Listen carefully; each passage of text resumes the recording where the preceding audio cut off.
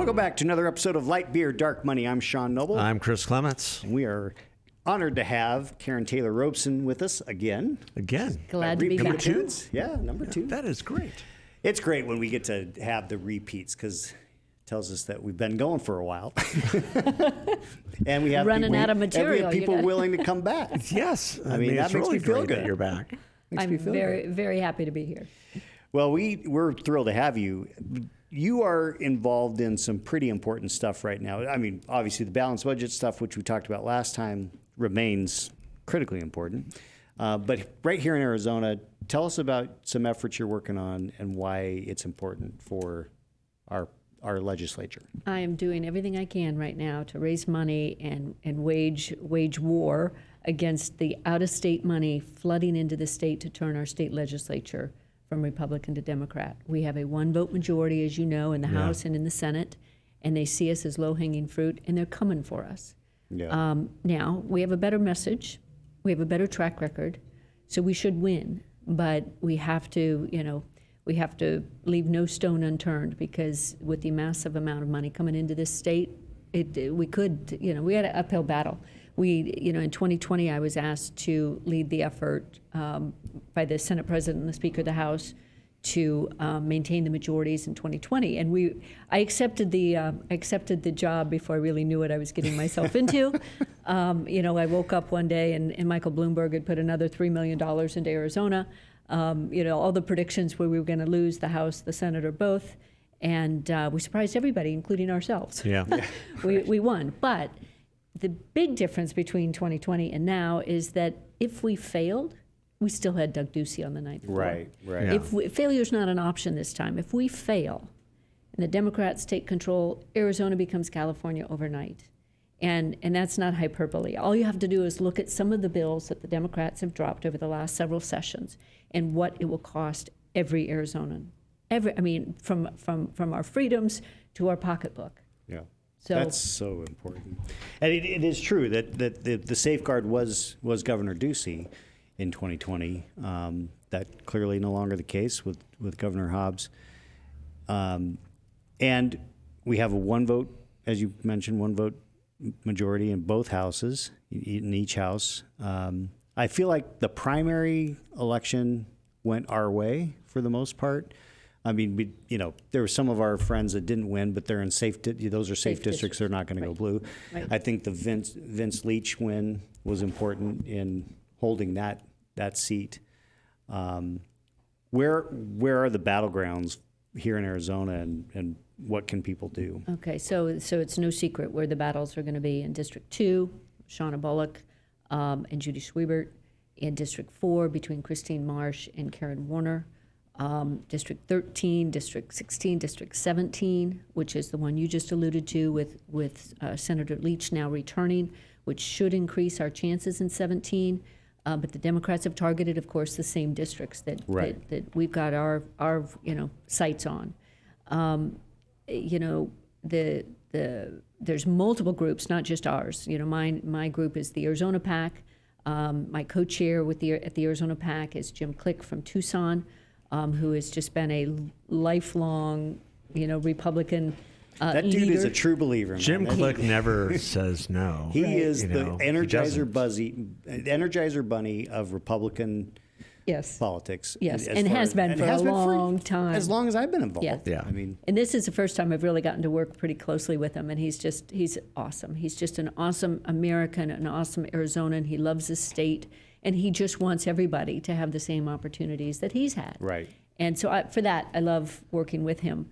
But we're gonna continue until the end of election night to do everything we can to get our voters out. The Democrats are really good at counting votes. Mm-hmm. We're better at campaigning. We're not as good as counting votes. And we now have a situation where it's not just our PAC, but there's several aligned organizations.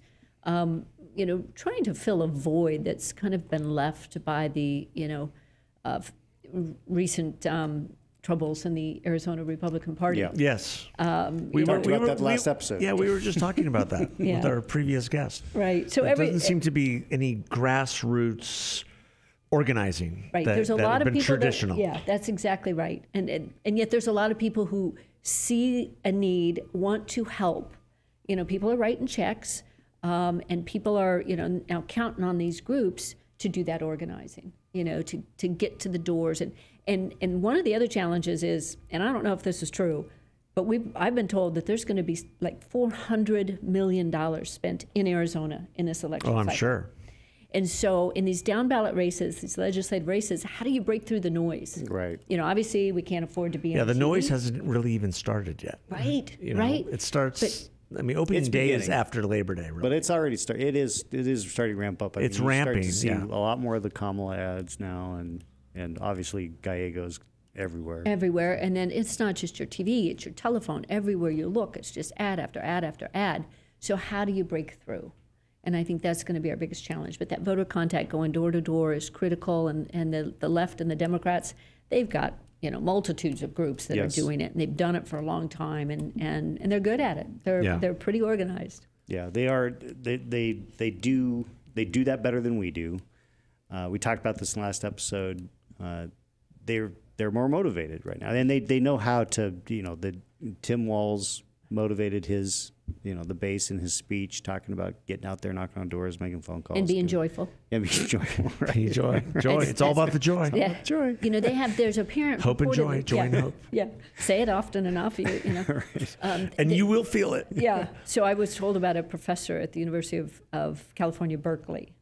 Somebody just recently told me about this. And this professor, it's a linguist, who has come up with, remember, the threat to democracy. And so I'm now assuming that this linguist has come up with the word joy that now every Democrat has to use at least once in every paragraph. Yeah. Well, there's no joy in socialism. No. There's no joy in communism. And that's precisely what they're proposing. But that's, exactly. and that's why, that's the great, bait and switch, right? Yeah. We're going to talk about joy, but we're going to give you misery. Yeah. But when you elect us, everyone will be miserable. We will all be miserable together. We'll all be miserable together. You're going to like it. Yeah, that's right. You're going to learn to like it. Yeah. Or the beatings will continue. Yeah. It seems to me, so the way I've looked at it with when it was still Biden as the Democrat nominee before the democratic process of replacing him, I said that with air quotes for those that are just listening. What happened to Joe Biden? He left. Yeah, he's gone. Yeah, where is he? He's gone. He's gone. He went to California. He's on vacation. The Arizona felt like it was pretty much a slam dunk for Trump, and that we could, but because of that, the outside money was going to be proportionally, extra proportionally dealt with the legislature and a couple of these congressional districts. Now that it's Kamala and Arizona's in play in the presidential election, I feel like that gives us a little bit of breathing room because there's going to be more attention towards the top of the ticket, and it gives us some opportunities to take advantage of the down ballot stuff because, we in Arizona must win those legislative districts. It doesn't matter whether it's Trump or Kamala if we don't have a legislature. That's right. Because what happens here in Arizona with a Democrat legislature and a Democrat governor is going to affect us immediately. Oh, yeah. And it's going to be bad. It's going to be total chaos. It is way, and rarely do I say that any election is more important than a presidential election. But for us in Arizona with a Democrat governor, we just can't afford to lose one of these seats. And yet there's another effort that's happening, kind of under everybody's radar, and that's this idea that we need jungle primaries in the state of Arizona. This group called the Make Elections Fair, which really is just a misnomer for Make Arizona California. Yeah. You talk about, and that's being led by guys like Bo Lane, who stalwart Republican, but really lost his last election. Didn't particularly run a great campaign against others, and a bunch of other Democrats. Well, like Terry Goddard. Yeah, who lost. Anytime you've got Terry Goddard, Paul involved, Johnson, who lost. Terry Goddard is in my mind the canary in the coal mine for bad ideas. Yeah, right. If he's involved, then we should be going the exact opposite direction. But now, Terry and I have known each other for a long time. He's been very anti-dark money for Yes, he Ever has, since I he used has it led against the him. effort against your industry, so to speak. And the great story. So he ran for governor, or no, I'm sorry, he ran for Secretary of State against Michelle Reagan. Yes. When Terry Goddard? in 2014. I don't remember that. And It was so long ago. It was when Fred Duvall was running against was the Democrat nominee Okay, against Ducey. Against Ducey. So obviously I was doing the outside work for Ducey, and I was like, you know what? We need to make sure that we have a Republican Secretary of State. We don't want Terry Goddard. So I went and raised some money, and we got involved and did some hits on Goddard as well.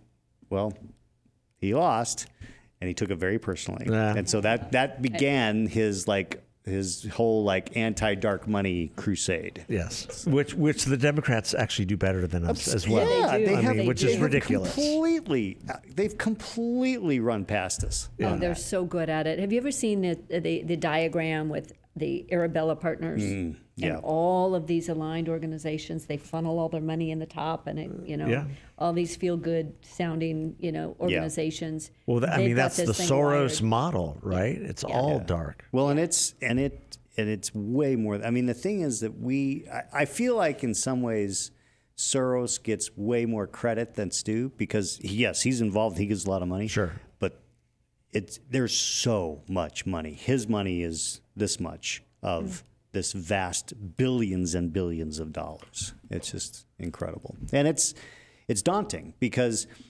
the left billionaires, for whatever reason, tend to be a little bit more engaged in throwing their money into these kinds of things. I mean, we have billionaires on our side that are generous and get involved, but when you look at leftist billionaires like Bloomberg and Soros, who give literally, they'll go $1 billion plus per cycle. Yeah.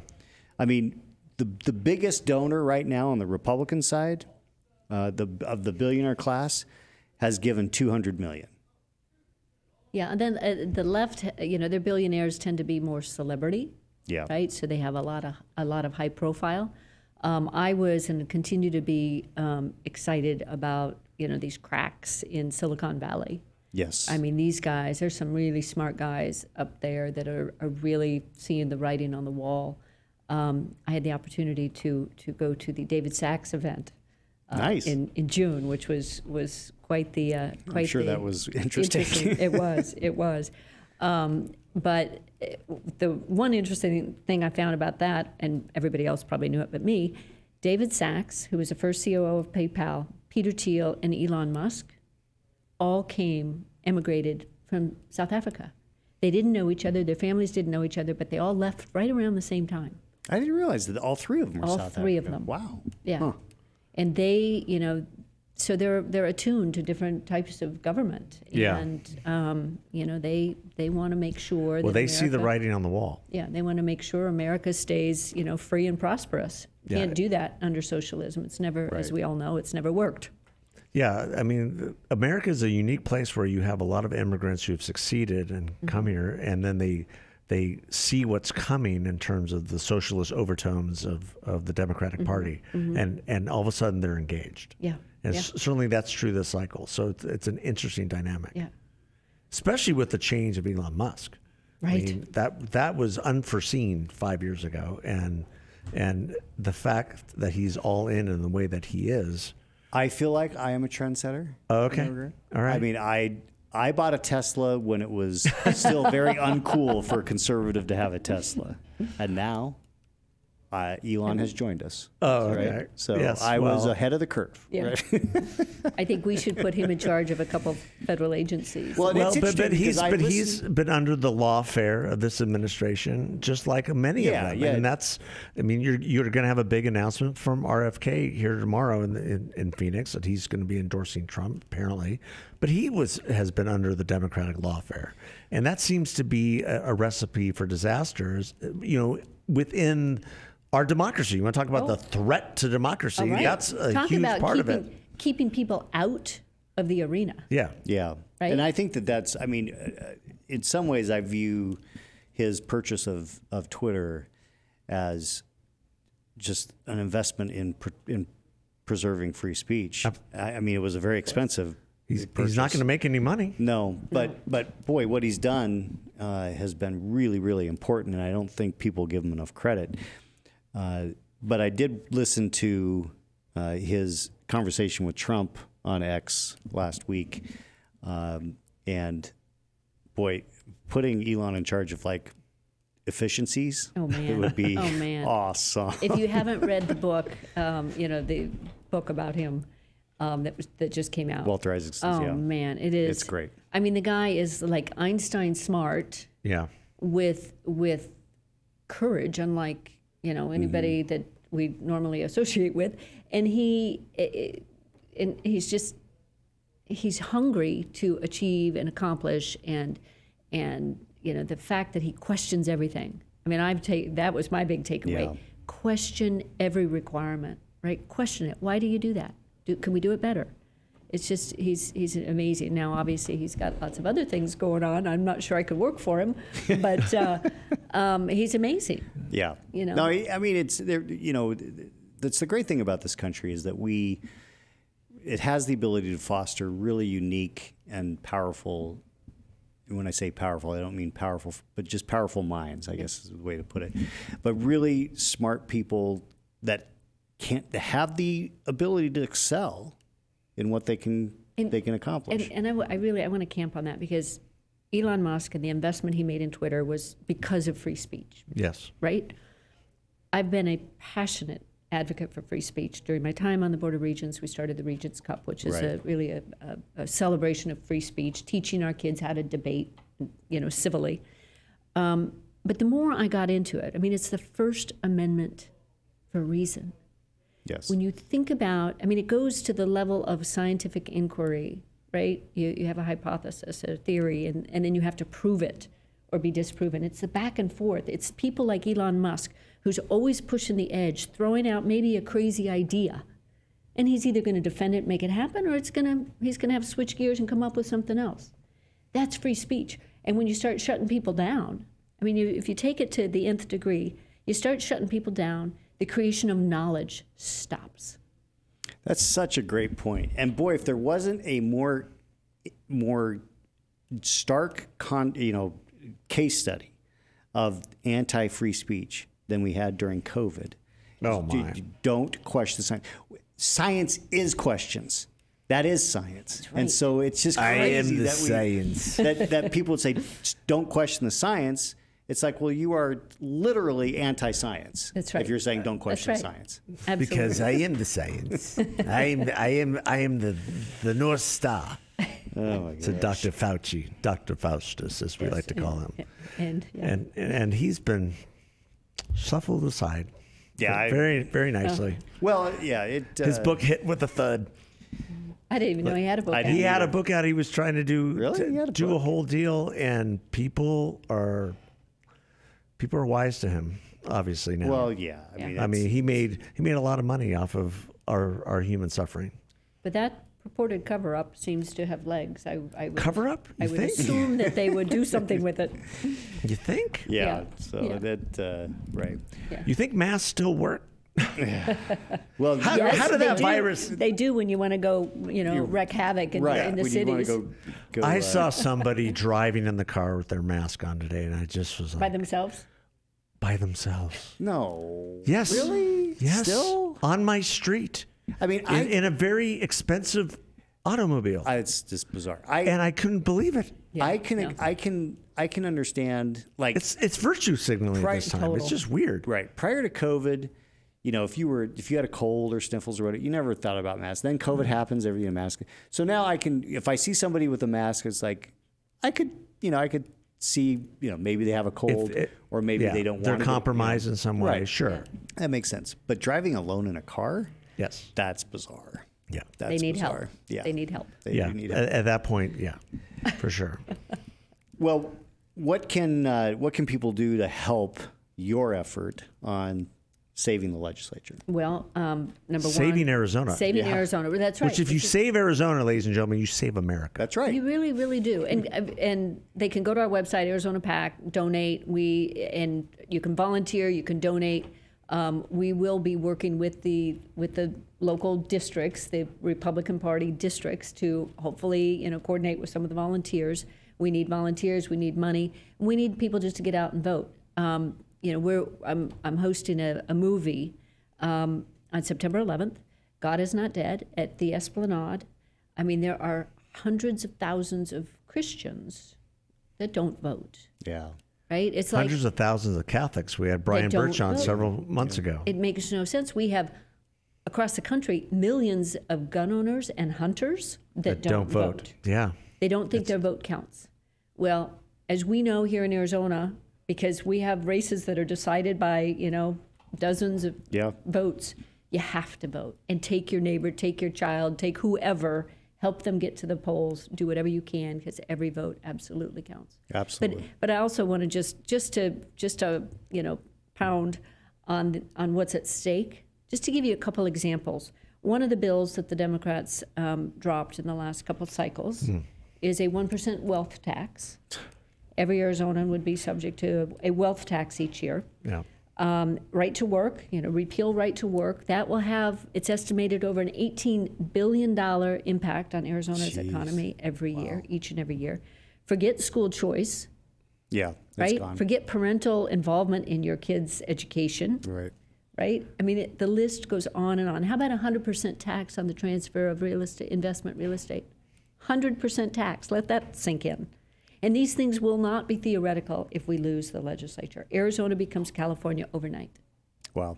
Well, I'm scared. Yeah. Jeez. Let's get to work, folks. But you're joyful. You're joyful. Yeah. I'll just put a plug in for my pet peeve. If we go to a jungle primary system, we will be California overnight. Well, it's permanently designed to elect Democrats. Yeah. So I think people need to pay attention. What's on the ballot? So obviously voting for the Republican for your state legislative district, and voting against jungle primary. Make elections fair, which is just a misnomer of the nth degree. Yeah. I mean, there's a lot to worry about on the ballot. Do I have time to ask a question? Sure. Because it's my understanding, I don't know, but you may know, it's my understanding that initiative says that the rules are essentially written by the legislature.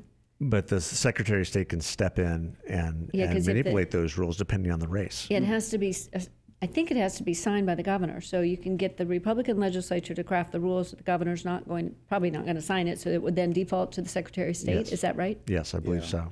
I mean, and if we lose the legislature, then it doesn't matter because it's going to, So not only is it jungle primary, and then it's a constitutional amendment, right? And so you can't get rid of it, and even it's a mess. So if we lose the legislature, not only is it a jungle primary, it then becomes ranked choice voting by default, and that just compounds it even more. Yep. So becomes a convoluted, complex piece of garbage, which is why it's constructed the way it is. Yeah. So, folks, there's nothing at stake. To elect Democrats, progressive Democrats, as far as the eye can see. Oh my gosh, this is the most important election of our lifetime. Again. All right, Karrin. Well, Karrin, thank you so much, and thanks for your you. friendship to both of us. We really appreciate you coming on all the time. Thank you for having me. And we will get the word out. Yes. Continue. Right. Let's do this again after the election when we have something to be really joyful about. That's right. Joy. You're going to feel the joy. Feel the joy. Yep. All right. Thanks, everybody. Take care. Thank you. God bless.